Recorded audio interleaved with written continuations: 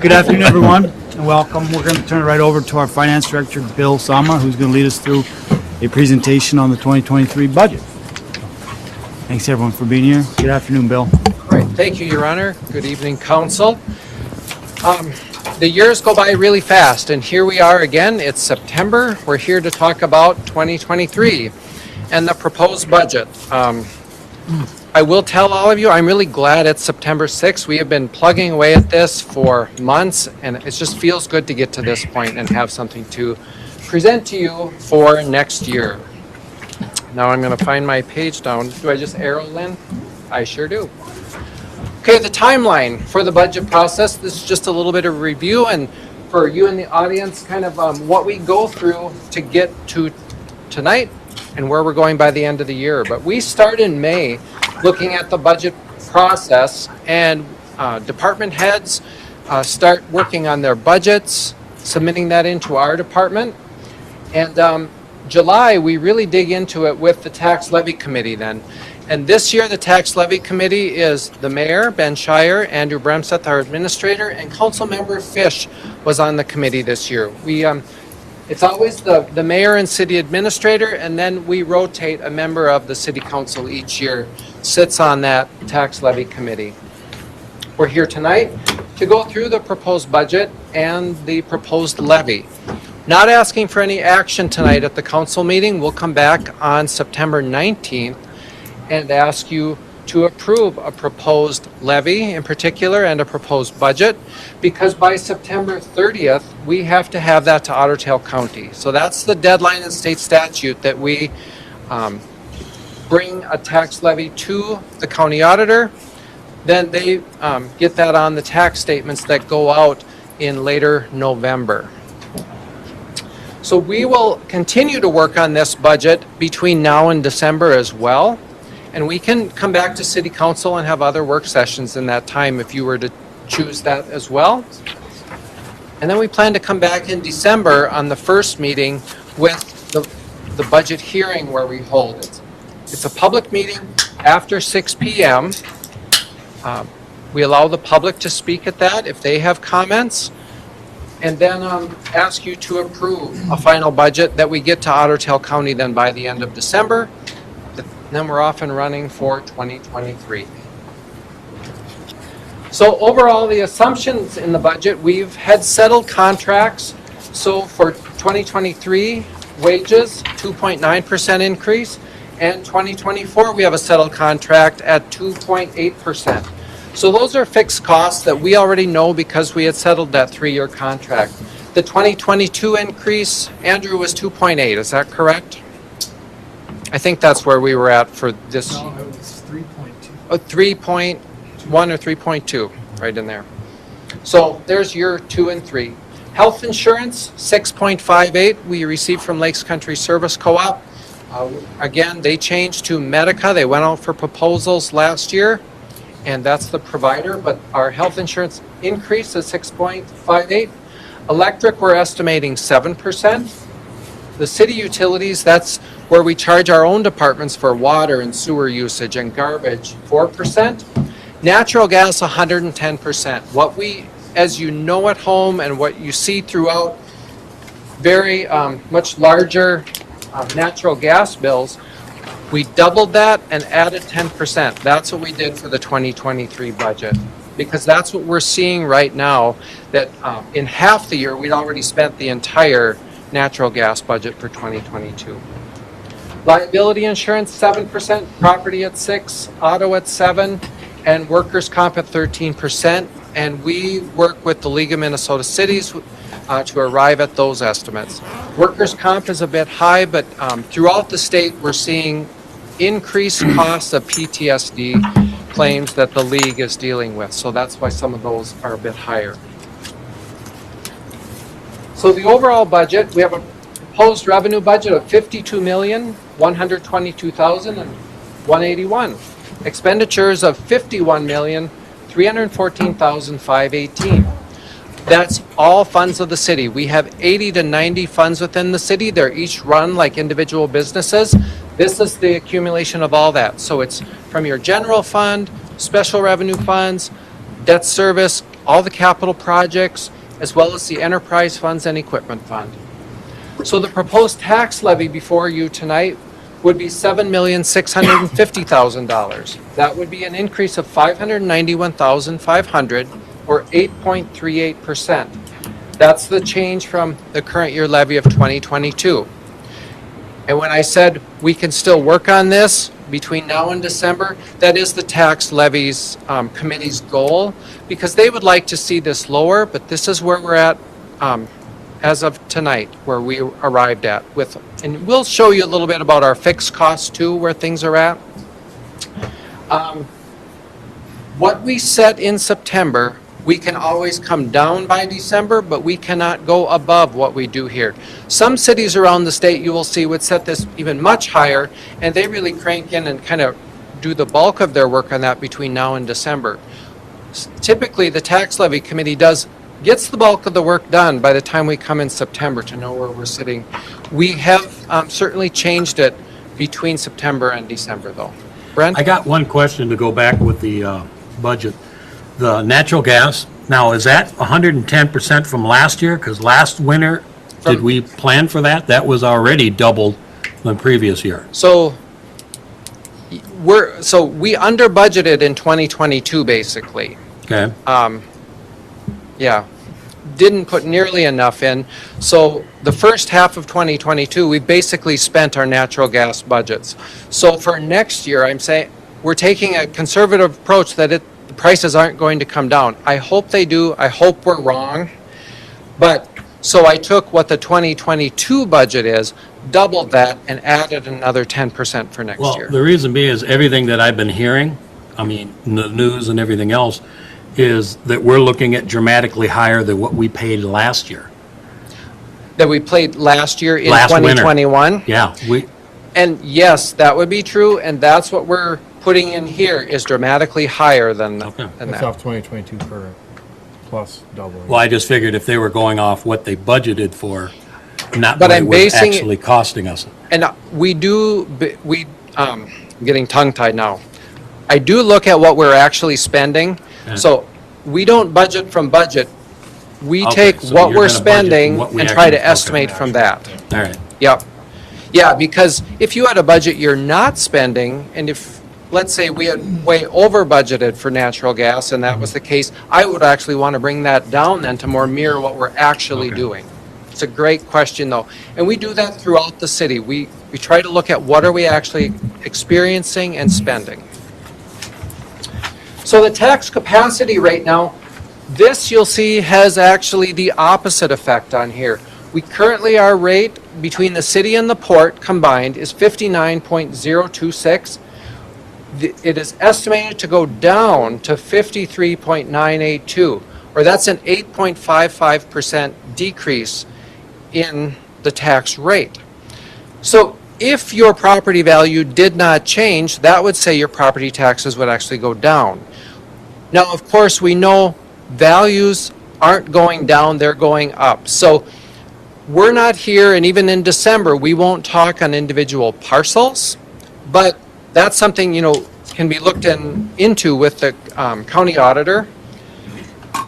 Because this tax capacity rate, it's what it is, it's, the rate of, you have your total tax capacity and what we're levying, you take what we levy divided by the tax capacity that you're spreading that over, that tax capacity went way up. So we've got values going up.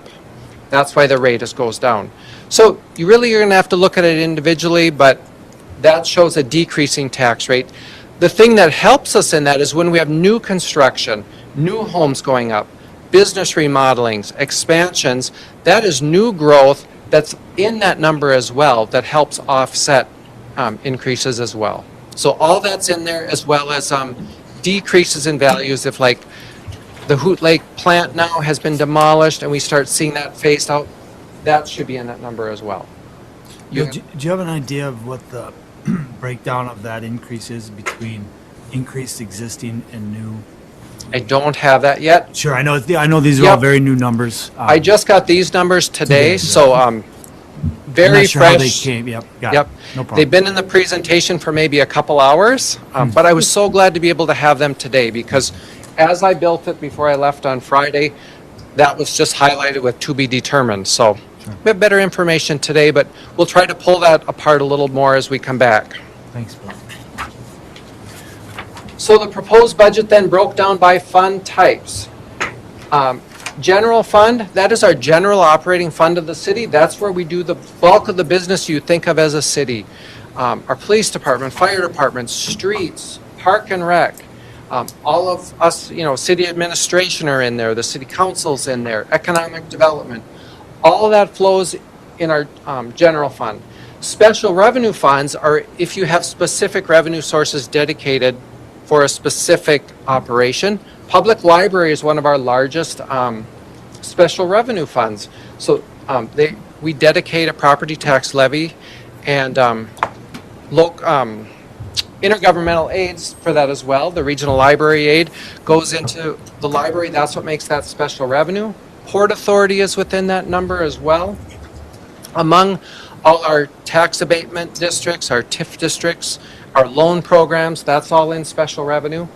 Debt service is where we pay our bond payments.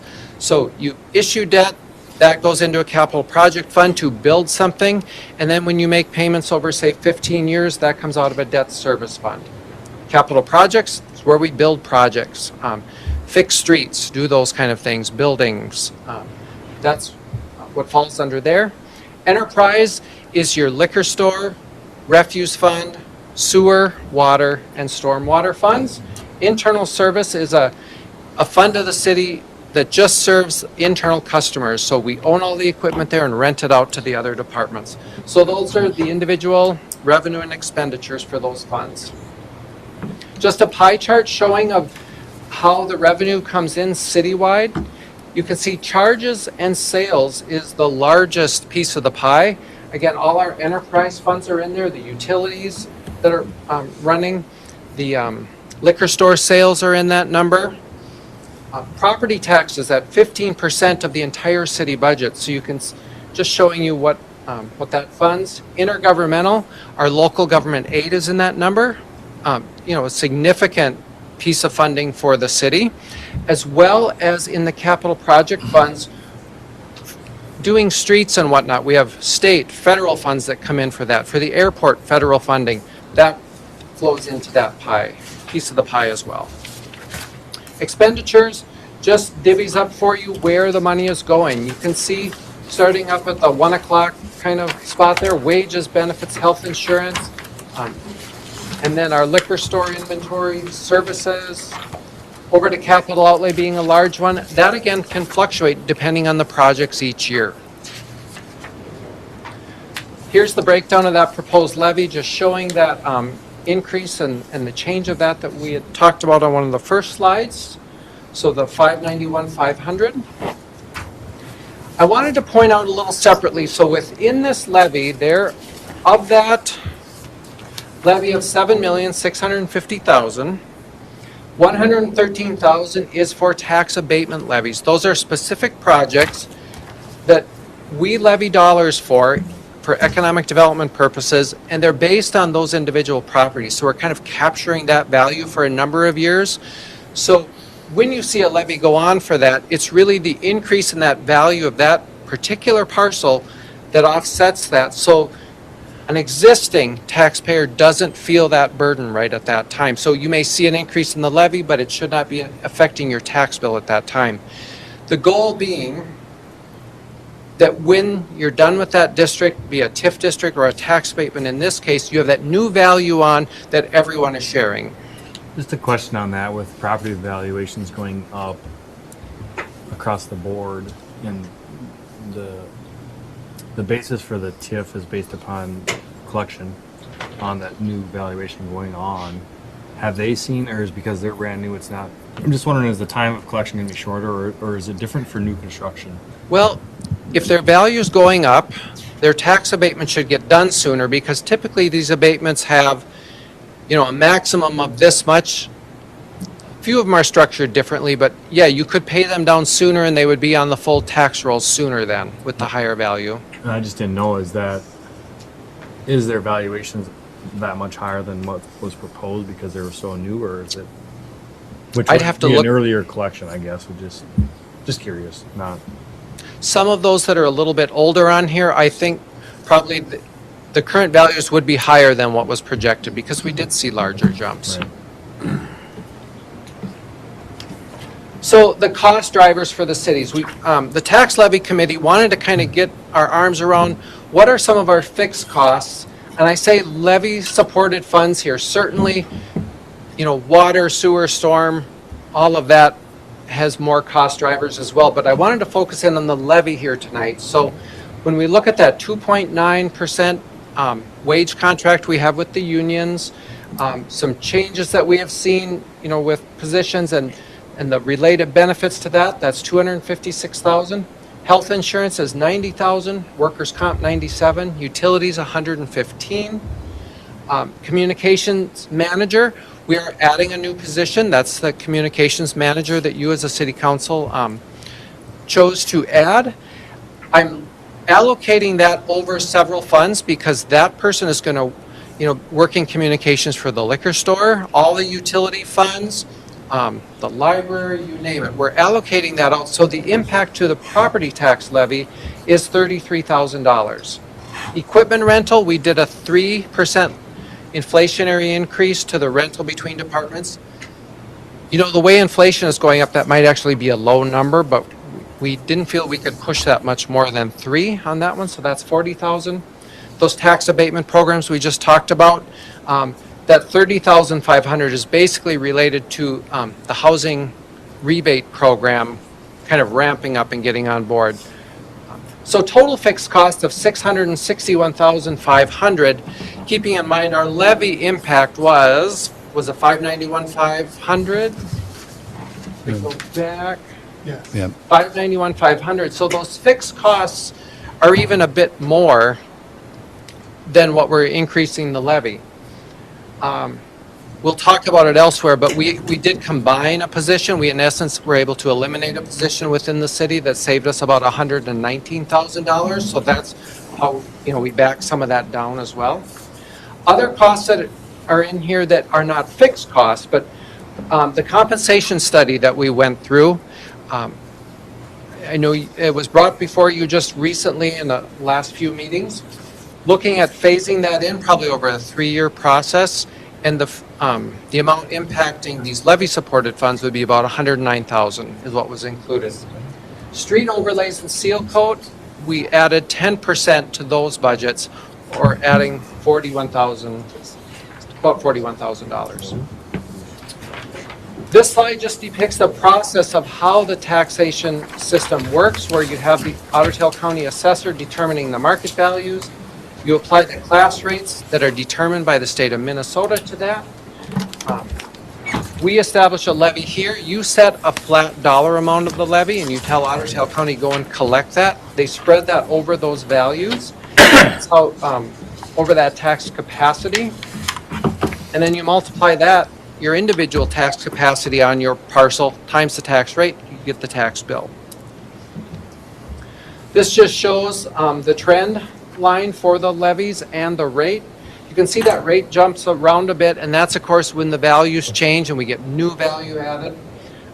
But you can see that increase in our levy that we're proposing here. This just shows the impacts of that to a $200,000 home, a $500,000 business, showing how those would change. And then the trends below for all taxing jurisdictions. And of course, for 2023, I just got our rate today estimated. I don't have for the school or the county or the HRA.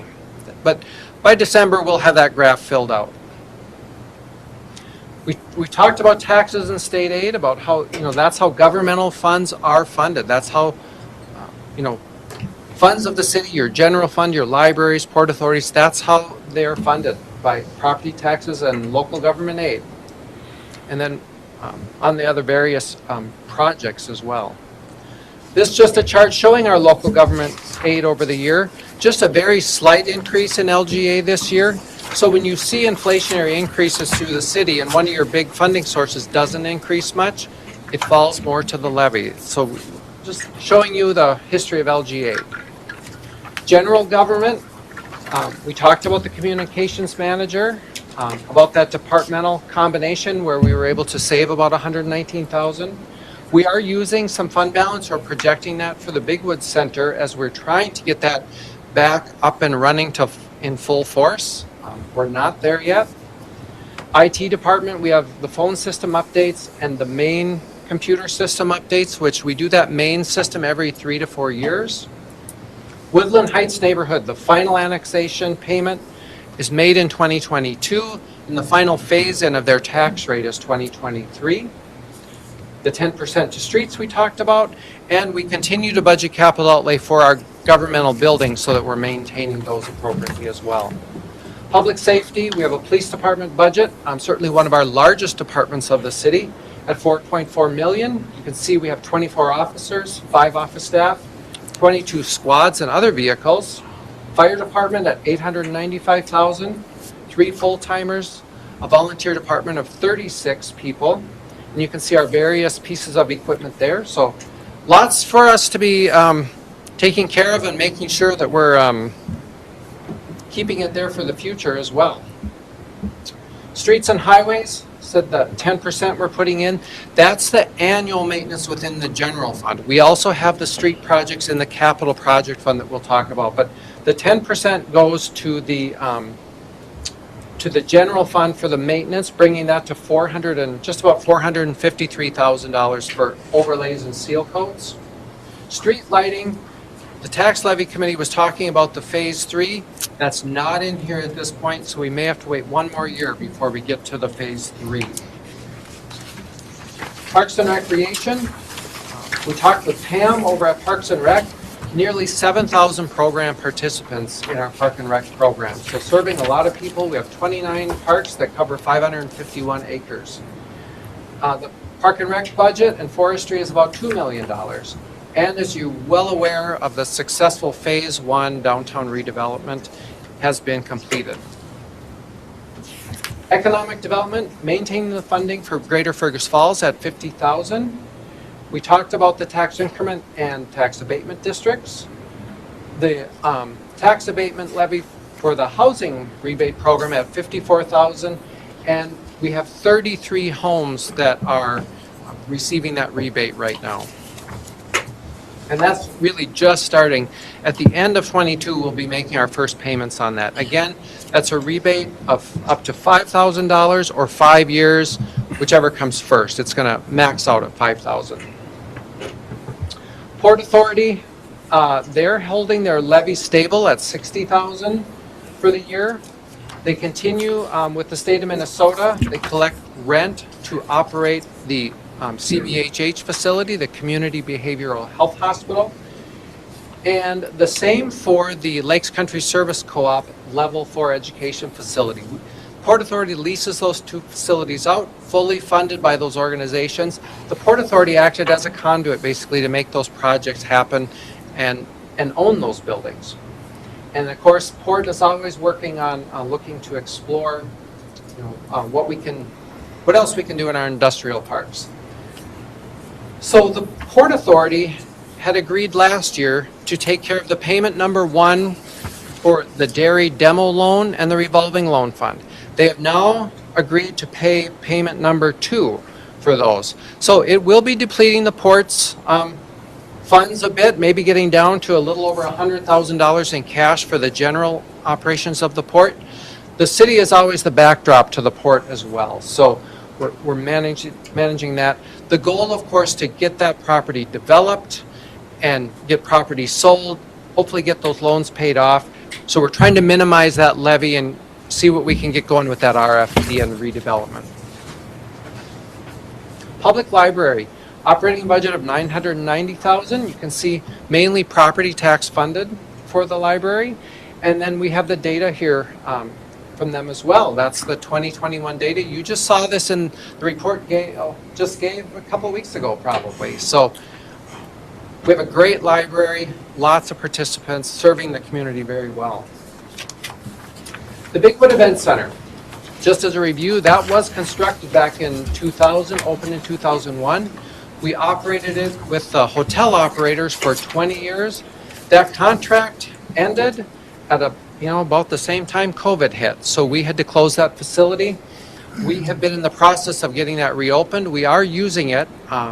Technology isn't completed yet, but we're nearing completion. I'm hoping this fall that is complete. We will have a state-of-the-art facility with technology. We are working almost daily on figuring out how are we going to manage the facility versus in-house versus working with outside parties. We're working on it. We will definitely be coming back to the council with more information and to discuss that with you. Here's the capital improvement budget.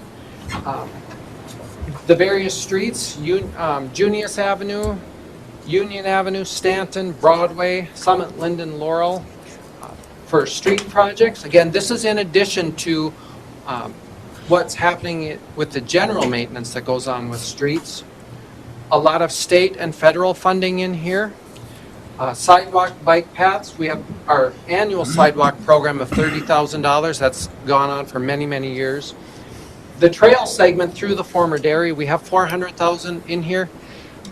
All of these are just kind of in for planning purposes. You know they're going to come back to you different, that when you go through the bid process or whatnot, but been working with engineering on estimating these. And even, that central trail segment, it's going to be dependent on funding. If we were to receive something, that could likely get pushed out another year. But RTC preservation project, we do have 1.7 million left of state funding that we need to, if we're going to do a project that needs to be done by the end of June next year of 2023. So we have that in the budget. The Riverfront Phase 2 project in here at 5.2, we did just receive bids last week, so that'll be coming back before the council at a future meeting. Parking lots, see if we can do something on the north side, north of Lincoln, and some stormwater work out at the golf course is being anticipated. The ending charts here are just of our enterprise funds, and I will say we're going to come back this fall like we usually do, comb through those enterprise funds, rate studies for you. Andrew. Can you talk about Rich Wenzel's proposed Oh, road and trail? Thank you. I was supposed to remind You were supposed to remind me because once I get rolling, I forget. At the last council meeting, we had a resident over by Underwood talk to you about that new, putting in a new road out on the east side of town off of 210 and talking about adding that to the capital improvement program. We have not added that to any capital improvement program yet. It's certainly not in this budget for 2023. It is, what I see is it was just a concept brought up. We could put it in our software of capital improvements. You could put it any year out there. We just bring the 5-year section snapshot of that with each budget before you. We could put it out as a reminder way out here somewhere. I know Brian is going to kind of evaluate what would that process look like to even contemplate this project. Not spending any money on it at this time, but just what would a corridor study look like? What kind of, so not even spending a lot of time on it yet as it's just a concept, but wanted to clarify it's not in the budget here. Did I miss anything on that? Okay. I would add to that I don't think you need to spend a lot of time either. I mean, this is a road that's not really in the city. It's going out the city. And we have sufficient roads in Fergus that need attention. So Brian should not be spending, zero time on this. I mean, it's not going to happen for X, years. I'll Yep. probably be dead and gone by the time it comes around. So, we have enough roads in Fergus to fix. Agreed. Yep. So So if anything, right now, we'll put it out, you can put it not as a even a line number item. with it, or- but just a line item Yeah. out there so that, oh yeah, don't forget about this. And if there is a federal earmark somewhere that you could put, you never know. But we won't Yeah. invest resources in that right now. Earmark a road in Fergus. Yeah, we've got lots of other roads to work on. We don't need people bleeding out to Underwood and Battle Lake any more than they do. We want them spending money in town. There you go. The last charts are of the enterprise funds, and as I was saying, we'll come back with a full study of those to you throughout the fall. But certainly, the liquor store fund has been very profitable for us. We take a lot of money out of that operation. Some of it just directly, the bulk of it to the general fund to decrease property taxes. I think this year we have in the budget $705,000 to be pulled out of the liquor store for 2023 to offset property taxes. Some of that designated for like their IT needs, things that, are their cost of business, and then a $500,000 basically just property tax reduction payments, so.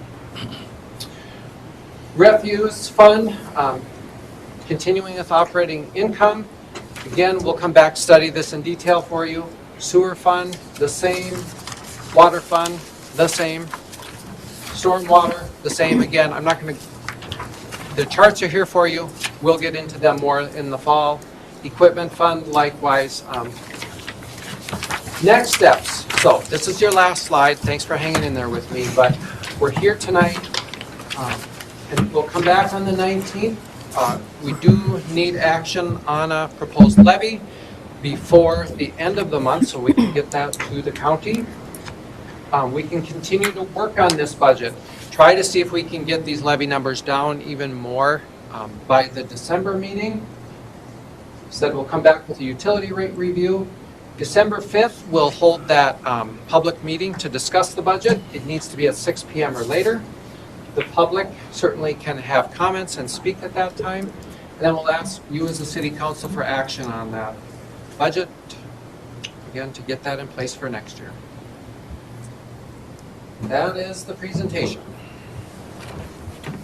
Thanks, Bill. So if you have any questions, otherwise you're certainly welcome to come in and see me anytime. Tax Levy Committee as well. Yeah, I think we talked about that. Tax Levy Committee, council members, you have ideas about where we can make cuts, bring it to us. We're going to continue this right up to the time that we have to approve it as a final budget, so. Right. Anything to add, Andrew? So again, Thank you, Bill. certainly no action here. Clara, did you? Can I just ask a quick, does the CIP get released with the budget at the same time, and can people comment on that at the December 5th? Certainly. Thank you for bringing that up. So the CIP, the Capital Improvement Program, it is a planning document where we really try to pare it down to try to tie it into the budget. It's not a perfect document. Just in the last month, Brian, our city engineer, and I kind of went through it and tried to dial it in from the projects that you as a council have been talking about.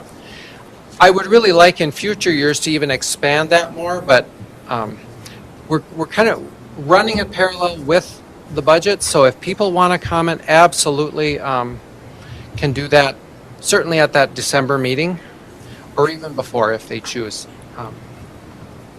Yeah, maybe even something, they could even send comments through you as well between then, up until then, certainly. Thanks. Maybe just make a comment. I was on the tax levy last year, I think it was, and it's kind of a daunting task. So thank you to the tax levy and you guys and your staff for putting this together. It's a lot of work that goes in it. So thanks to Bill and Sandy and the tax levy committee. Not so much to Andrew, but to Bill and Sandy. No, thanks Thank to you to everyone. all of you. Thanks, Sam. So anyway, if you have A lot of questions, work bring it goes. to the Tax Levy Committee, bring it to Bill or Sandy, and we'll continue the process, continue to work on it. And we'll get back together at 5:30. Okay, thank you. Thank you. Thanks, Bill.